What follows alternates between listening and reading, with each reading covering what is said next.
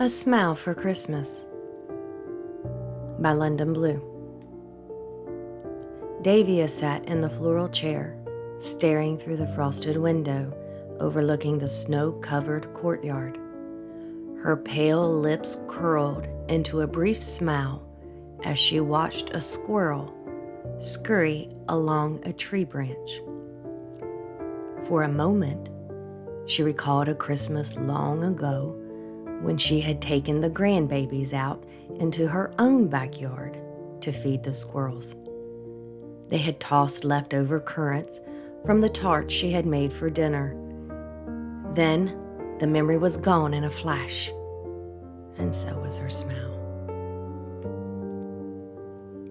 Fear rushed through her veins like ice water from her thin thighs, around her aching hips, and straight up her crooked spine to the back of her neck.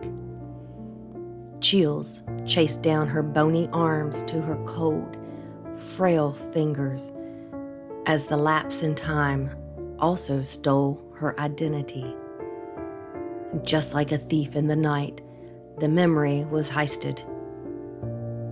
She could not recall her family or even who she was. People are often rattled by the unknown, but no one understands fear until they have been terrified of not knowing themselves. Now that she had become the frightful unknown, anger would occasionally seep in. The frustration of losing herself caused Davia to lash out in ways that she would never have dreamed of long ago. "Mrs. Havenworth, I have your dinner medicine," a plump, dark-headed nurse said as she entered Davia's room carrying a pea-green colored tray.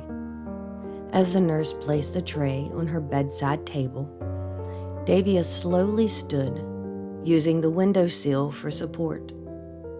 With a cane in one hand, she used the end of the bed with the other to scoot her socked feet around to sit on the patchwork quilt her mother had made many moons before she had passed. "What is this?" Davia asked. As the nurse uncovered the plate, she said, "It's your Christmas dinner. There is turkey, potatoes, gravy, and green beans." "That's supposed to be turkey? Looks like cardboard." "And what's that?" Davia asked, pointing to a tiny orange blob on the edge of the plate. I think that is sweet potato casserole."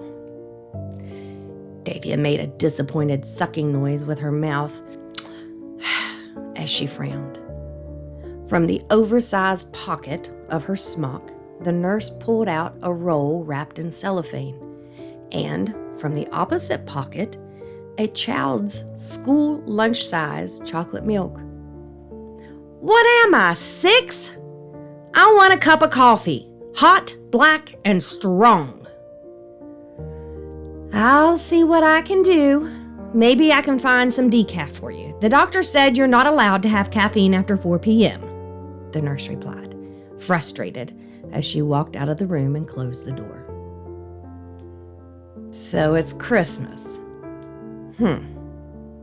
And the only family here with me are pictures on the counter. I don't even know who those people are. I guess they're family. Or maybe that's just a trick this place pulls on people to make them think they have a family. Maybe those people just came with the frames," Davia said to herself. She took a bite of the dried-up, cardboard-looking turkey and spit it back out on the tray. Then she grabbed the roll, leaned back onto her pillow, unwrapped it, and took a big bite. With a mouthful of roll, she said, straight from a sweaty pocket, "That couldn't be hygienic." Davia finished the roll as she picked at what appeared to be mashed potatoes with gravy and shriveled up green beans. Then a shadow passed by the window. A few moments later, she caught another dark form move across the room. "Who's there?" she asked into the empty room, sprouting upright in the bed. The only response she heard was children giggling, followed by several miniature figures dancing along the floor and right through the closed door. "Who is there?" She felt the side of the bed cave in as if someone had just sat beside her. A warm wave ran down her back. Then she heard her husband softly say, "It is me, Dee. I have come to spend Christmas with you." "Jared? Nonsense! Jared has been dead for 10 years, she stated firmly. "That I do remember." Davia's eyelids, heavy from wrinkles bearing down, allowed a few tears to escape. Clasping her fingers over her eyes, she rubbed at them hard, like a small, sleepy child. Faint chatter began to fill the room. Davia swung her swollen feet over the edge of the bed. As she reached for her cane, she felt something furry brush against her legs. "Ah!" She squealed with surprise. Glaring toward the floor, she blinked rapidly, trying to bring into focus a dark shadow, but it quickly disappeared. "Who's there?" she called out. Davia's head and shoulders quivered in fear as more shadows appeared. These were tall and thin, moving slower about the room. "I'll call the police if you do not identify yourselves," Davia shouted as loud as her weakened voice would allow. The chattering became louder. Davia became more agitated, fumbling over the tray on her bedside table in search of her lost hearing aids. "Stop that mumbling and speak up! Please stop this! Who are you?" Suddenly, bright lights beamed from the corner of the room. The pitter-patter of tiny feet followed along the floor as the small, shadowy figures ran toward a Christmas tree. Davia gasped and fell back into the bed. "How did that get in here?" she asked through long, nervous, labored breaths. The shadows slowly materialized into people. The faces seemed somewhat familiar, yet she could not match any names to them. "Who are you?" she questioned again. Davia closed her eyes as she felt two warm hands run up her arms. They rested momentarily on her shoulders and then gently pulled her back into an embrace. As she let herself meld into the firm chest behind her, she felt that dreamy love sickness she experienced as a schoolgirl in love. "It is me, Dee.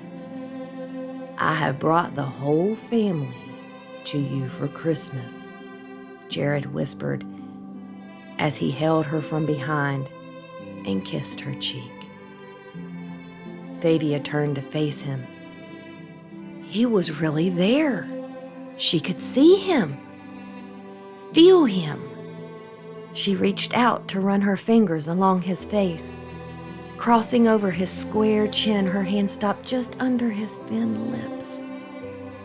"Oh, I've missed you so much, mister. I've been lost without you. I keep going to all of our old places looking for you, but you're never there," Davia said with tears rolling from her eyes. "Yes, dear, I know. Many memories have been taken from you, so the pain of my death would be easier for you to bear. But we are all here with you now, and now you will remember us all," Jared softly spoke extending his arm toward the family. Every face became more apparent, and their names sat firmly in her mind. Her daughter's hugs stirred all those precious memories attached to them and to their children. The grandchildren and the now grown great-grandchildren gathered around her. "Merry Christmas, Ma-maw! We love you," the family said, with hugs, kisses, and gifts. Her great-great-grandchildren jumped up on the bed and crawled one by one upon her lap. Her heart jumped in her chest with exceeding joy. "Oh, there's the babies!" she exclaimed through a smile with tears and squeezing each one. The red Santa hat kept sliding around Jared's bald head as he handed out the gifts. Davia clapped her hands and held them tightly in front of her pink cotton gown as she watched the children rush to open their packages. She could hear them all clearly. Claire was talking about the wedding, and Lisa bragged about graduating with honors from college. Davia looked at all of the photos on the table along the wall and recognized each one representing an event that she had missed. "Oh, I'm so proud of you all. I love you all so much. You know, we will have a cookout as soon as they let me out of here," Davia announced. Then slowly, one by one, they started to fade back into shadows. The tree lights felt dim, and their voices slipped back into muttering. "Before we go, my dear, there is one more person who wants to see you for Christmas," Jared said, while sitting on the bed behind her once again. As the shadow moved towards her from the doorway, it transformed into their son, Brad. Davia grabbed Jared's hand as tight as she could and bounced it upon his leg. "Oh, Brad, it's so good to see you again. You passed away way too young," Davia spoke with a trembling voice. Brad walked over and hugged her. He kissed her cheek and said, "I know, Mom, and I'm sorry for everything I put you and Dad through. Please know that I have and always will love you both." With the brush of Brad's hand across her shoulder, he vanished. Jared urged Davia to lay back on the bed. He then pulled the patchwork quilt her mother had made over her and lay beside her. Fading giggles of her grandchildren echoed, and then softly turned into the old song, "Go Tell It on the Mountain." Jared kissed her on the forehead and whispered, just before he too faded away, "It's time to rest, my love, so that you may reap your rewards." Each face, every name, and all the memories flooded her brain as Davia fell asleep with a smile for Christmas.